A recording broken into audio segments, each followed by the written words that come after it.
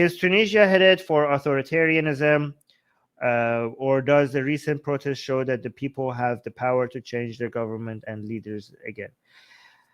I mean, it seems like it's not headed to authoritarianism, Tunisia, right now. It seems like we have already arrived. I don't know. I mean, I don't know. From where I'm standing, it seems like a coup. I mean, some people are saying it's not a coup, but it looks like a coup in Tunisia. Seems like everything now, like we don't have a parliament. People like the president has decided to completely dismiss the constitution. I mean, when you say like, hey, like guys, let's just ignore the constitution and do things my way.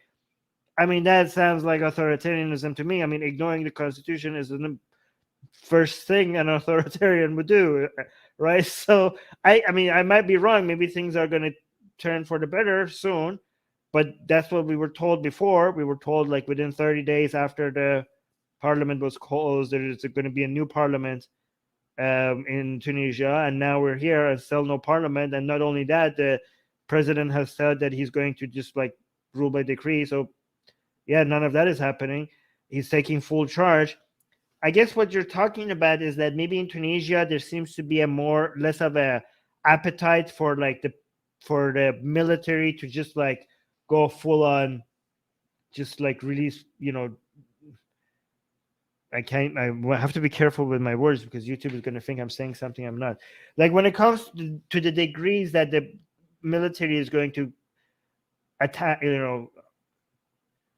take measures against the protest in Tunisia, there doesn't seem to be that the willingness for the military to do anything extreme against the protesters, right? So that's one thing that is different in Tunisia compared to other countries around that region.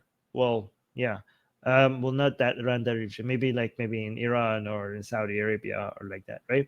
However, there's also Tunisia's military has also never been this political as even before the Arab Spring. Tunisia's military was less political than it is now. Like now, the fact that the president is using the military to close down the parliament and just shut down the government is unprecedented, even before the revolution, I think, in Tunisia's history. I might be wrong about that, but it's just like so. I mean, they were also involved in shutting down Al Jazeera, right after the shutdown of the parliament. So this is looking very authoritarian. However, if you're comparing it to maybe you're thinking like, oh, look at the protests are free and they can carry out. Yeah, okay, maybe if you compare it to Iran or Saudi Arabia, it's like it looks less authoritarian. But with every I mean, if this is not authoritarian, then what is? Like, we'll see. Maybe I'm wrong. Maybe like in a week or so, the president will be like, guys, okay, I promised you a parliament. I'm going to reduce my power. Here's your parliament, blah, blah, blah. And I was wrong. But this just seems like, no, this seems like, yeah, we'll see. We have to wait and see. Maybe I'm wrong. But it just does, it looks authoritarian already. So that's what I think. Wait, Music Guy is adding some comments, saying, well, at least they got that one less thing to worry about, but hopefully they can overcome this current president in power. Yeah, guys, basically the Arab Spring seems to be like completely a failure, because the only thing that we had to show for the Arab Spring was Tunisia. Okay, it's just, I mean, not a complete failure. There's now a culture of dissent and all. Yeah, I know, but when it comes to what was expected, the only thing that we could present for what the Arab Spring had to show for was Tunisia. And now we seem to have lost Tunisia as a talking point for the Arab Spring. So great.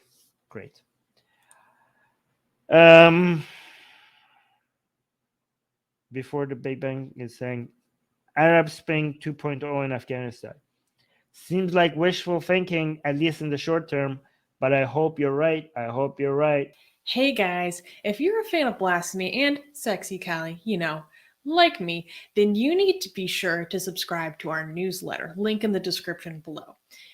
Because if you subscribe, we will send you a free copy of our Blasphemous Art ebook. And let me tell you, it is the tastiest blasphemy that you can find anywhere available today. And we are so generous with our blasphemy that we continue to send you more blasphemy every week. So make sure to subscribe. Link in the description below.